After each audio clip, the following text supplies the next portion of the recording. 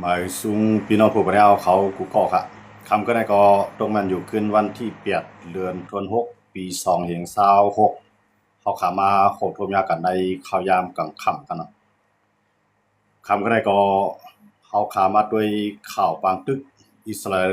ราเอลและอิหร่านขึ้นไล่ตีซ่าปางตึกต่อกันฮาวเฮียงไว้กันเนาะเมื่อคำว่าภายดังอิหร่านก็ไล่เอาขีปนาวุธหลายๆลูกยื้อเข้ามาตั้งปอดของเมืองอิสราเอลกันเนาะว่ายเสียนั่นก็อิสราเอลก็เหมือนห่างเย็นไว้ไปกึ่งกลางตอบขึ้นกำเดียวว่ายเสียอิหร่านเอาขีปนาวุธยื้อมาใส่อิสราเอลยาวในอิสราเอลก็รัดว่าส่วนใหญ่เฮกลางไล่ตั้งกลางเฮามีลองลู่ซุ่มเตียนอิหร่านยื้อมาใส่ในกันเนาะไว้ก็อันเป็นภัยป้องกันศึกของอิสราเอลเขาก็รัดว่าดีขึ้นตอบแทนขึ้นหาวแฮงอันอิหร่านยื้อมาปอกกำในอยู่ไว้ในข้าวยามอันกึดตึกกันก้อยกะอิหร่านย่าขอตกลงการกึดตึกแลอันในอิหร่านว่วนพิษเดียวอันในก็ภายดังปอผู้ป้องกันศึกของอิสราเอลเขาออกมาปืนเผาเขาเนาะว่ายเสอิหร่านยื้อมาอำพึงประธานาธิบดีโดนัลด์ทรัมป์ก็กับ10โพงมาหาจอมพ่องลงเปลี่ยนจะมีเนทันยาฮูผู้นำอิสราเอลย่าก็โดนัลด์ทรัมป์ก็รัดว่าปางตึกให้นางฮือมันเตอำจังยืดยาวกว่าตั้งนาให้อิสราเอลเยี่ยนกันอย่าไปหิบตอบขึ้นอิหร่านย้อนเปิงมื้อเลียวตั้งอิหร่านและอเมริกันก็อุปโอกันคืบหน้ามานำยาวนางฮือเตอำเปลี่ยนปางตึกอันสืบยาวกว่าแท้งนั้นให้อิสราเอลมีลองเยี่ยนกันอย่าไปตอบแต้นขึ้นอิหร่านนะครับเนาะเป็นจะมีเดนแล้วก็เมื่อนะห้างได้ถ่อมรวมถ่อมรวมก้อยกะมือโหคำมอคามองมื้อไหนค่ะเนาะอิสราเอลขึ้นเอาเครื่องบินหลายลำเข้ากับตึกที่ในเมืองอิหร่านแท้งค่ะเนาะอันนั้นก็อำฮู้ว่าตียาวด่านหือปางตึกอันนั้นตีใหญ่วงกว้างก็คือในข่าวยามเตียนอิหร่านเขายื้อมาใส่อิสราเอลอย่างนั้นอิสราเอลอิหร่านก็พูนเผาว่าอันยื้อกับปอกกำในเปลี่ยนการพังเตือนไว้อำใจตาได้ปืดปางตึกต่ออิสราเอลย้อนเบอร์อิสราเอลในอำเฮ็ดจอมขอตกลงกึดตึกไล่กว่า10ตึกที่ในจุมฮิซบอลลอฮ์อันอยู่ไว้ในเมืองเลบานอนคือใหญ่ๆแลนางฮืออิสราเอลพอได้กึดปางตึกนั้นอิหร่านได้ฟังสติปันอิหร่านก็ยื้อมาใส่อิสราเอลก็ขึ้นฟังขึ้นรัดว่าอย่าไปให้อิสราเอลได้ตอบเพราะอิสราเอลได้ตอบขึ้นอิสราเอลเตไลลูกใหญ่ซุ่มลงเนี่ยอันเป็นตับซึก IRCC ของอิหร่านเขาก็ปืนผาจ้อมขนาดหลอกจ้อมยื้อมาอย่าก็ซ้ำหลอกจ้อมนะฮะเนาะก็ในอันเป็นจะมีเดนเทลได้ก็รัดว่าลองในตื้นเตไลมีลองตบแต้นกันย่าก็อันเป็นอิหร่านได้เลยว่าว่วนพิษเดียวเตไลมีลองลูกใหญ่ซุ่มลงเนี่ยตั้งสองฝ่ายเคียงหลอกกันครับเนาะพอถึงมามือหามองหูคำมือไกลในก็ภายทางอิสราเอลเนี่ยเอาเครื่องบินหลายลำก็เดียวครับเนาะเข้ากับตึกใส่ในเมืองอิหร่านเดียวครับเนาะย่าก็ขีปนาวุธยื้อใส่มังสุนเอาเครื่องบินให้เข้ากับตึกใส่ก็มีป้าเนี่ยก็ในโดนัลด์ทรัมป์ได้ก็รัดว่าใจเย็นทั้งสองฝ่ายเนาะโดนัลด์ทรัมป์ได้ไปว่าติดตึกก็ไปว่าอันตึกก่อนว่าเขาเนาะให้อิสราเอลในเย็นกันไว้ก่อนปางตึกในอย่าไปให้มันลุกลามก็ในเต้ๆมันได้มันเป็นฮิซบอลลอฮ์ก็ซ้ำไล่มีข้อตกลงกันตั้งอิสราเอลมือหลายเดือนพ้นมาขนาดนั้นเนาะฮิซบอลลอฮ์เขาก็รัดว่าขึ้นปางตึกกันดังอิสราเอลก้อยกาอิสราเอลและอิหร่านตึกกันเนี่ยก็กำในฮิซบอลลอฮ์ก็ว่าอิสราเอลในก็ยื้อใส่อิหร่านในเข้าเป็นอ้วยหลีเข้าหลุดได้จอยกำในฮิซบอลลอฮ์ก็ซ้ำเอาขีปนาวุธในยื้อใส่อิสราเอลตั้งเลยเพราะเหตุฉะนั้นอิสราเอลก็ไล่เอาเครื่องบินลวดทางกาตึกเคียงซึกนับ60,000คั่นเนาะเข้ากับซิมในจุมฮิซบอลลอฮ์เขาอันอยู่ไว้ในเมืองเลบานอนยื้อเข้ากับถึงเมืองลงอ่าในเมืองลงของเลบานอนเขานำขนาดเนาะอันนี้ก็เฮ็ดให้ฮิซบอลลอฮ์ในเรียบตีตานไรนั่นขนาดเนาะเรียบเตรียมภาพมือไรเรียบตีจังย่อมซุ่มกำในภายดังลงปองซึ่งเลบานอนเลยดังลงปองซึ่งอิสราเอลในสามารถตกลงกันว่าเฮากึดตึกกันกำในซ้ำฮิซบอลลอฮ์ซ้ำว่าลองอันลงปองซึ่งเลบานอนอุกันได้อิสราเอลนั่นมันเปลี่ยนการย่อมกันซุ่มบันอิสราเอลก็ย้อนมันอันย้อนเบิ่นั่นแหละมันเกี่ยวข้องซ้ำฮิซบอลลอฮ์ฮิซบอลลอฮ์ตื่นเต้นลึบตับซึกอิสราเอลอันเข้ามาอยู่ในเมืองเลบานอนภายดังลงปองซึ่ง ทั้งสองฝ่ายได้อุกกันอยู่นั่นค่ะเนาะโดนัลด์ทรัมป์เป็นกวนก็เข้าอยู่แกนกลางมันเสียแล้วเจษาเพชรสร้างปันว่าให้ฮิตบ่รอได้ทั้งอิสราเอลได้อุกกันกึดด้วยกันก็ในหลวงปองซึ่งอ่าหลวงปองซึ่งเลบานอนและทั้งหลวงปองซึ่งอิสราเอลได้อุกกันนั่นนะครับเนาะก็ในตกลงกันเนาะว่ากึดด้วยกันก็การฮิตบ่รอซ้ำว่ามันเกี่ยวข้องสังเฮาป้อให้มันกึดด้วยกันในอิสราเอลหรือไล่ถอนทัพศึกออกในเมืองเลบานอนทั้งเสียงอันนี้ก็อิสราเอลก็ซ้ำยอมได้ก็ในอิสราเอลก็10ตึกฮิตบ่รอเฮาแห้งนั่นค่ะเนาะก็ในฮิตบ่รอได้ยากกินน้ำหนายาก็ตายน้ำแห้งหนายาก็ในอันเป็นอิหร่านซ้ำว่าป้อเป็นจังได๋ในป้อเป็นจังได๋ในเฮาตื่นแต่เลยจอยอุ้ยหลีเฮาฮิตบ่รอนะสังเกตว่าให้อิหร่านในมีข้อตกลงต่อกันดังอเมริกั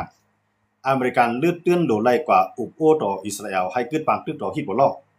ก็ในอิสราเอลซ้ำว่า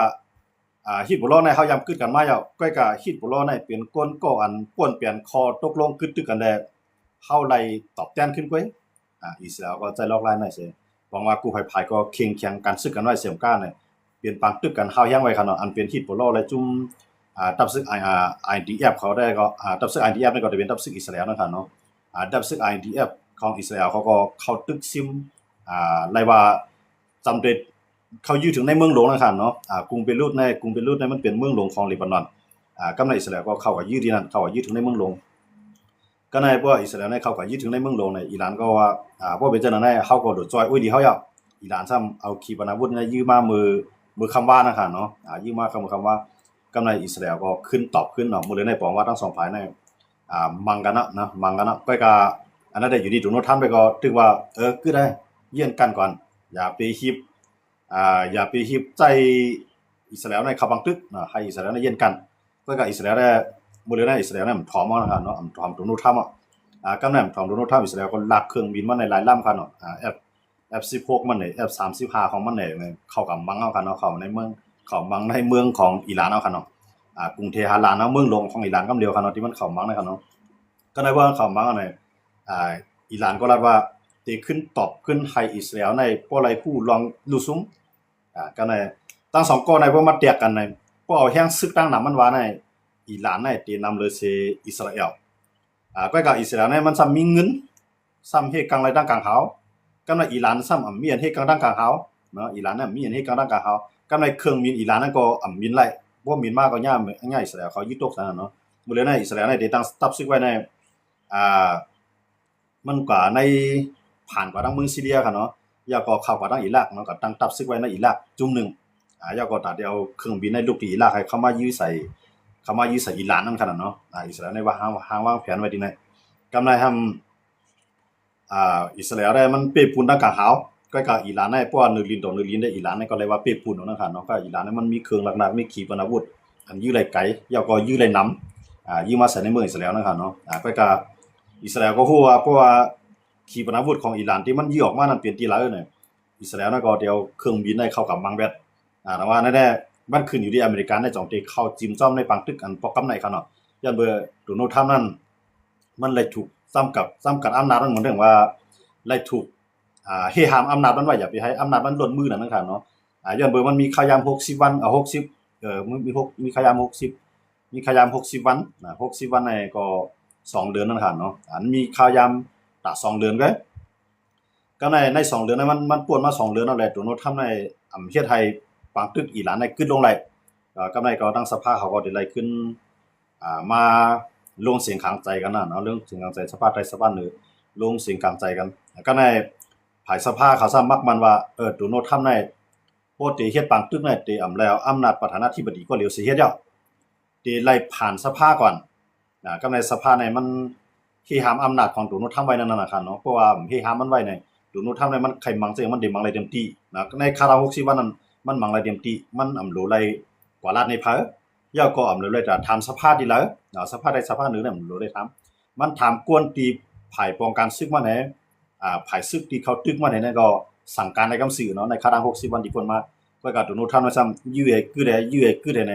ซ้ำใครอิหร่านร่วมเต้นั่นขนาดเนาะใครอิหร่านร่วมเต้ซ้ำใครให้อิหร่านในยอมก็อิหร่านในซ้ำยอมเนาะอิหร่านในมันเป็นมุสลิมเนาะมุสลิมในเพราะว่าเขาเลยอยู่มีสังเขาก็อยู่เต้อยู่บ้านนะครับเนาะอยู่ไม่ก็มันมีดังถอยนะครับเนาะเขาได้เขาบ่นว่า อันเฮาเกียรติขี้เฮาต่อสู้ในเฮาเกียรติขี้ศาสนาเฮานั่นคือศาสนาเฮาเตรียมผลปังในเฮาตื่นที่เลยต่อสู้เตียนต่างพระเป็นเจ้าเฮาตั้งอยู่ยามของอิหร่านเขาในเขาอยู่ยามจังนั้นกำในเพราะว่าเขาอิหร่านก็มันมี2เรื่องกันเนาะเรื่องนึงในปันแห่งอเมริกันและอิสราเอลให้เข้ากับตึกซิมแบดอิหร่านอันเป็น IRGC มันก็เป็นตับซึกเกียรติขี้ศาสนานั่นขนาดเนาะมันใจตับซึกเกียรติขี้วันเมืองของมันเป็นตับซึกเกียรติขี้ศาสนากำในเพราะว่าอิหร่าน IRGC นะครับเป็นมากก็ยาวเพราะว่าที่ให้เป็นปังตึกข้าวยาวก็เฮายอมแต่ที่เป็นปังตึกข้าวยาวที่เฮ็ดให้อเมริกันในที่เฮ็ดให้อเมริกันในมาพังตูมันในไว้ในเมืองเฮาอิหร่านในใจลอกลายแข่งต่ออเมริกันนะครับเนาะต่อให้อเมริกันในก็ทุบมันดันคือว่ามันยอมนะครับเนาะก็ในว่ามันยอมก็อเมริกันในว่าเดี๋ยวลอกลายหายเสมังขึ้นกวนหายในมันได้ยาบ่อเมริกันก็เอาลอกลายอุบก็อเมริกันในติดตัวย้อนอยู่อันลองใหญ่เนี่ยมันจะมีย้อนไป2เรื่องเลยหนึ่งในให้อิหร่านในยุคนิวเคลียร์นั้นอันเป็นสมรรถภาพรังสีนะครับอันจึงว่าอันเป็นยูเรเนียมครับเนาะอันเป็นยูเรเนียมอันตัดสารตั้งต้นตัดเฮ็ดเครื่องรักนิวเคลียร์นั้นให้ยุคปันอเมริกันเพื่อกับอิหร่านว่าอำยอมปันกำไรก็แทงลองนึงก็ให้อิหร่านในยอมเปิดปังหลายข้อมูลมื้อเดียวนั้นมันมี2รองใหญ่ๆในก็ที่อเมริกันตกย้อนอิหร่านครับเนาะที่มวนตั้งมันตั้งไว้ในมันได้มีอยู่15ข้อกำเดียวครับเนาะเหมือนตั้งครับเนาะให้อิหร่านเฮ็ดจ้อมครับเนาะก้อยกับมื้อเดียวในมันลดลงมานำตรงนู้นทำเนี่ยลดลงมาลองปีนไปแลกลายเมืองอิหร่านนั่นแลกลายก็เป็นสังก้อยกาจะไปมีนิวเคกำไรปังหลายข้อมูลในให้ไล่ปืดไล่รถเดียวให้กูเมืองกว่าไล่มาหลีอย่าให้ขึ้นเมืองนั้นให้ขึ้นเมืองนั้นปักกับเมืองกูปอกตรงนู้นทำในพวกมันไล่สอนได้มันก็ได้ย่อมขึ้นต่ออิหร่านเนาะกำไรอิหร่านก็ลดลงมาพองอยู่ครับเนาะอิหร่านก็ลดลงมาพองอยู่อันอิหร่านย้อนไว้อยู่2อันในก็มื้อเดียวในอันมันอุกันรายได้อเมริกันมันมีอยู่2รองใหญ่ๆนะ1ให้อเมริกันในสายแต้นบันเงินอันตาที่อันเฮ็ดปังตึกมาในให้อเมริกันในสายแต้นนั้นเสียง2มาให้อเมริกันในขึ้นเงินอิหร่านอันที่อเมริกันเขายึดไว้นะครับเนาะที่มีอยู่หลายหมื่นล้านครับเนาะนับเป็นดอลลาร์ครับเนาะนับหลายหมื่นหลายแสนล้านอยู่ครับเนาะที่ในอิหร่านอเมริกันเขายึดไว้ในอิหร่านเขาก็ย้อนที่ไหนก็ในตัวนู้นทำก็แล้วว่าเพราะว่าอิหร่านไปย่อมนิวเคลียร์ในลองเงินในไปจังอุกันเพราะอิหร่านในย่อมลองนิวเคลียร์เอานิวเคลียร์ในออกกว่าไว้นอกเมืองเอาปันราชาก็ไรครับนะปันขี่ก็ไรที่อเมริกันตกย้อนในนึงในให้ปันอเมริกันนะเพิ่มปันอเมริกันไรก็ให้ปันAIA เนาะอันเป็นจุ่มด้วยถึงลองนิวเคลียร์นั่นขนาดเนาะอเมริกันได้ย่อมไป2อันเพื่อกับอิหร่านก็รับว่าอันไหนมันเป็นต้นตาซึ่งเมืองเฮาอ่ำปันไรเพราะว่าอิหร่านปันไรก็อเมริกันตั้งเขาก็ไปจังตกลงกันได้นั่นขนาดเนาะก็ในเบื้องมันไปตกลงกันไรเนี่ยตัวโน้ตทำได้ก็มันรัดว่ามันคืบหน้ามันว่ามันหลวลงรายละเอียดนะเพราะว่าหลวลงย่อยแย่มันก็ว่าเราขอตกลงกันนั่นอิหร่านก็มันนั่งเต็มปืดปังหลายข้อมูลปันขึ้นอยู่ตัวโน้ตทำได้ก็สามารถลอยความต่างอย่างอันของตัวโน้ตทำกันเนาะพวกไผ่ตัวโน้ตทำว่ากันเนาะก็กับพวกไผ่อิหร่านว่าได้ก็อิหร่านได้ก็ตึ้งนิวเคลียร์น่ะจึงมากก็ตึ้งเตรียมย่อมปันอเมริกันไรอยากก็ตึ้งปันย่อมปันไรAIA อันด้วยถึงลองนิวเคลียร์ก็เตรียมปันไรนั่นหั่นเนาะพวกอิหร่านว่ากำในอิสราเอลซะว่าอิหร่านในจึงมากก็ยาวพวกมันไปย่อมปันนิวเคลียร์ในก็ตึกบอกว่ามันมีเป้าหมายแต่เฮ็ดนิวเคลียร์อยู่มันจึงว่าอยู่ในเลี่ยมนั่นหั่นเนาะอยู่ในเลี่ยมที่เขาสกัดออกมาเนาะเขาออกมาเจ็ดทองออกมามันสิมีอยู่มอก4 ปากโลคั่นเนาะน้ำหนักคั่นเนาะก็แน่เพราะว่ามันมีตัวตั้งต้นตัวนั้นอยู่ในมันพร้อมที่จะเป็นนิวเคลียร์อะไรกูมือย่านนั่นแหละต่างมือมันเต็มเฮ็ดไรนั่นน่ะอิสราเอลก็ว่าเฮาหลุดทุบให้แล้วก็อิหร่านน่ะพวกมันยอมเฮาหลุดทุบไปแล้วก็ยาก็ดูเครื่องกองกลางในปันจุ่มอันตะได้ลุกขึ้นลงปองซึ่งอิหร่านน่ะให้เอาตั้งช่วยแถมที่อิสราเอลนะยาก็ให้อเมริกันก็มีศูนย์เข้ามาจ่อยเนี่ยเพราะการตัวนู้นทำนะครับ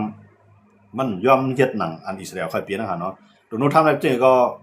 มันใจว่าใครอิหร่านร่วมก็ใครอิหร่านยอมนะครับเนาะการว่าร่วมได้มันบอกว่าร่วมก็เอาก็ปีนไปเรียกรายการอุปถัมภ์ของเมืองหมดแปลว่าการว่าย่อไม่ได้การอุปถัมภ์ของเมืองนั่นก็เรียกรายเมืองเก่าแก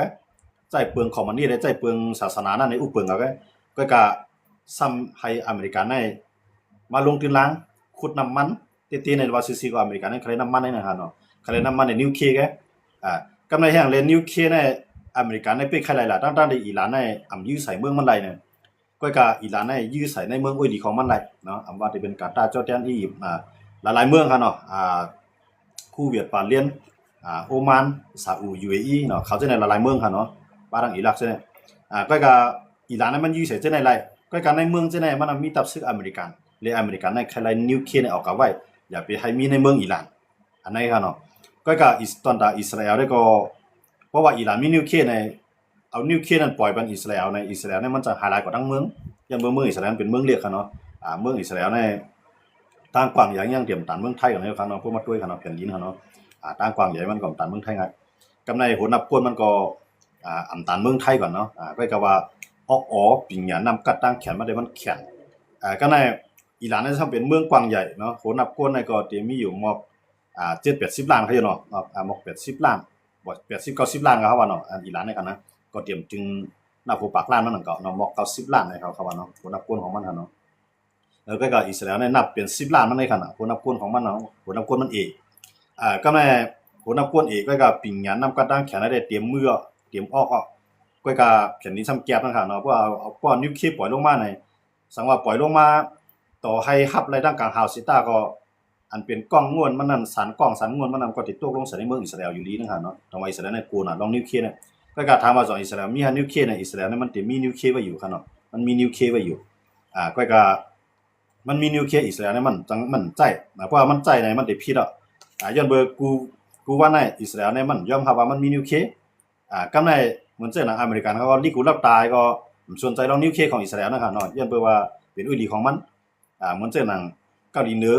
หรือมีนิวเคลียร์ขี่เขารัสเซียก็รับตายก็จอยแถมมันไว้เลยตอนดาซังล่ะเพราะเกาหลีเหนือมีนิวเคลียร์ก็มันก็เป็นพรดีดารัสเซียเลยขี่กันนั่นครับเนาะในก็ตอนนั้นมันก็เหมือนเจ้าหนังอิสราเอลในก็มันมีนิวเคลียร์มันก็เป็นพรดีดาอเมริกันสังเกตว่าเป็นบางตึกนิวเคลียร์มาเนี่ยมันก็ยังมีอุดีเหมือนเจ้าหนังอเมริกันเขาเหมือนเจ้าหนังอิสราเอลเขาเหมือนเจ้าหนังฝรั่งเศสเขาอังกฤษเขาเจ้าหนังเขาก็มีนิวเคลียร์เหมือนกันเนาะอเมริกันก็มันอุดีของมันนั้นมันมีมันปล่อยมีนะครับเนาะตั้งใจปล่อยมีนะครับเนาะก็ป่วนอิหร่านทำปันมีเต้ๆในรัสเซียก็จะห้ามอิหร่านครับเนาะรัสเซียก็ห้ามอิหร่านลองนิวเคลียร์เนี่ยก็พัดจอยอิหร่านเต้ๆลองนิวเคลียร์ก็ในอิหร่านเนี่ยเพราะว่ามันมีในอิหร่านเนี่ยมันเป็นคนจริงอ่ะ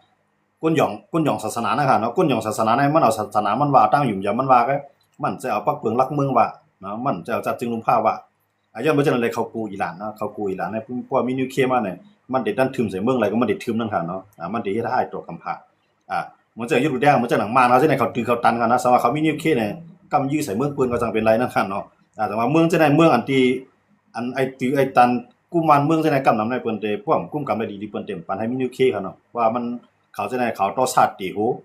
เขาใครมังใส่ไผก็มังนั่นค่ะเนาะอิหร่านก็เหมือนกันก็อิหร่านแฮตั้งศึกมาเนี่ยๆว่าหลายค่ายหลายเมืองเนี่ยเหมือนกันเว้ยกำแน่ลองว่ามีใจสูนในสูนเปลี่ยนก้นว่าลองด้วยถึงก้นว่าจังได๋เขาจะได้เขามีน้ำใจลองด้วยถึงจังได๋เขาว่าไผโปกไผใครตายบ่กำตายโปถ้ามันอยู่ยำจังได๋ก็ในเบิ่งเขาตายว่าตายแต้นดังศาสนาเขาตายแต้นดังพระราเป็นเจ้าเขาเขาได้เขาอยู่ตัวไหนขนาดเหมือนจังอิหร่านที่มันต่อสู้บางตึกมันในขนาดมันจะเลยต่อสู้ตะวันเมืองคั่นนะที่ในกวนในเมืองของมันในส่วนใหญ่เนี่ย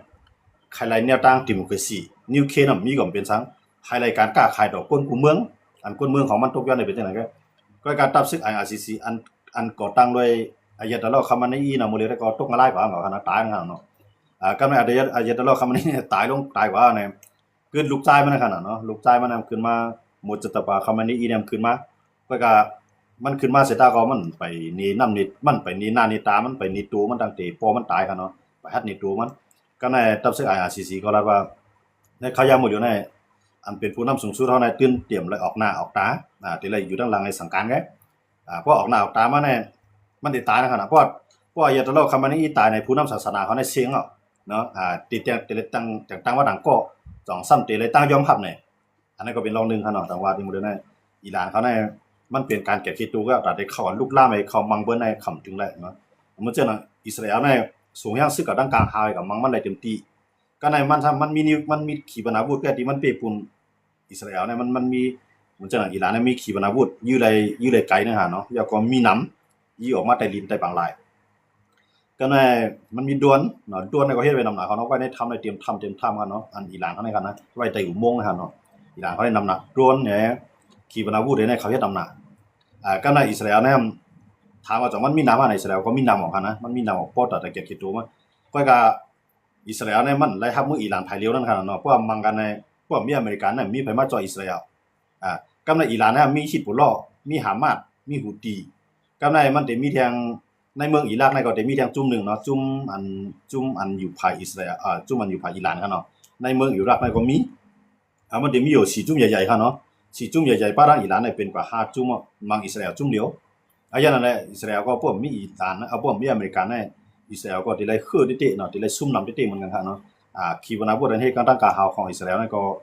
อะไรว่ามันก็ซุ่มนำนั่นน่ะเนาะมันเหมือนจะว่าอิหร่านยิงมา1กำในมือกาพ่นมากันเนาะยิงมาผู้เฮงลูกมันหวังว่าในยิงมา4-5เฮงลูกกันเนาะยิงใส่ในเมืองอิสราเอลเนี่ยก็อิสราเอลในส่วนใหญ่ก็เฮ็ดกังไรกันเนาะอันยิงมาหมอกมือคำว่าในก็เต็มเต็มกับหมอก10ลูกกันเนาะเขายิงมาในก็อิสราเอลเขาลาดว่าเฮ็ดอะไรเป็นส่วนใหญ่กันเนาะอันนั้นก็มันก็ได้มีลวดลงพองนำกันเนาะอันนั้นได้เฮาคาดได้ด้วยว่าปางตึกอันนั้นเนี่ยคาถาได้คำไหนครับเนาะกำนั้นได้เขาได้เกียกมันกลางคืนกันเนาะเขาได้เกียกมันกลางคืนเพราะว่ากลางคืนนั้นมันเป็นข้าวยามกวนในนอนรับเย็นก็น่าเดี๋ยวขีปนาวุธยิงมาใส่ก็ในเมื่อกลางคืนนั้นมันได้หันจ้อมว่ามันตกทีไรในแสงไฟมันสิหนีไปนะเนาะเปิ้นกลางวันมันหันแต่ว่าเขาได้เกียกมันกลางคืนครับเมื่อที่เขาใช้ขีปนาวุธในกันนะมันได้เป็นรัสเซียยูเครนในหมดเลยในปางตึกใหญ่ๆเนี่ยเกิดไว้เอา2ตีเนาะตีนึงในได้ยูเครนในรัสเซียในได้ใหญ่ย่างน่ะยาวกันเนาะอันนั้นก็เฮาย่างน่ะยูเครนน่ะอยู่ใส่เมืองหลวงของเมืองหลวงหมาย1หมาย2ของรัสเซียน่ะอยู่ถึงได้ตั้ง2ตีแล้วกันเนาะนั่นได้ลองใส่ดวนไงใส่ดวนตั้งยูเครนในรัสเซีย